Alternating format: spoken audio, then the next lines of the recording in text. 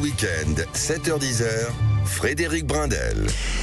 Ah, c'est enlevé et joyeux quand même ce matin, le dernier dimanche de l'année 2025 sur Sud Radio. Jules Boscherini, on en parle sur les réseaux sociaux avec cette polémique autour des propos d'un député de la France insoumise à l'égard d'un membre du gouvernement. Ben oui, c'est Carlos Martins Bilongo, le député LFI du Val d'Oise, qui prend la foudre après ses propos sur la ministre de la Culture, Rachida Dati. Des propos choquants et déplacés, puisqu'elle estime que la candidate a réussi en politique en couchant avec des hommes. C'est assez lunaire, mais écoutez bien les mots du député.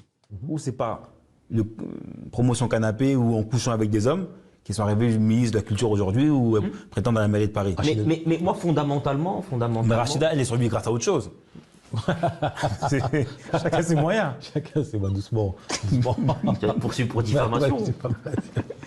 Alors, ces propos interviennent dans le cadre d'une interview donnée à la librairie africaine le 23 décembre dernier. C'est un média présent sur les réseaux sociaux.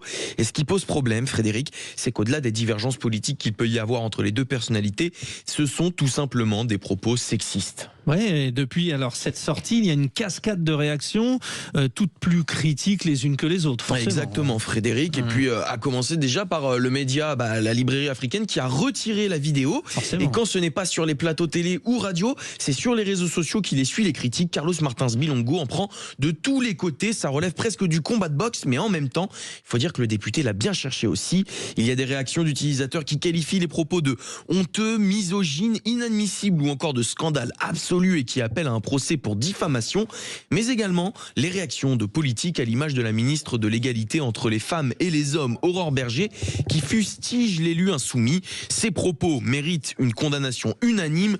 En 2025, pour ces hommes au rire gras, la réussite des femmes est forcément coupable. Et de son côté, Carlos Martins Bilongo a réagi sur ses réseaux sociaux avec ce message: je regrette les propos sexistes que j'ai employés, qui ne reflètent absolument pas les principes qui doivent être les nôtres, ni le respect qui est dû aux femmes engagées en politique, quelle que soit leur sensibilité. Bon.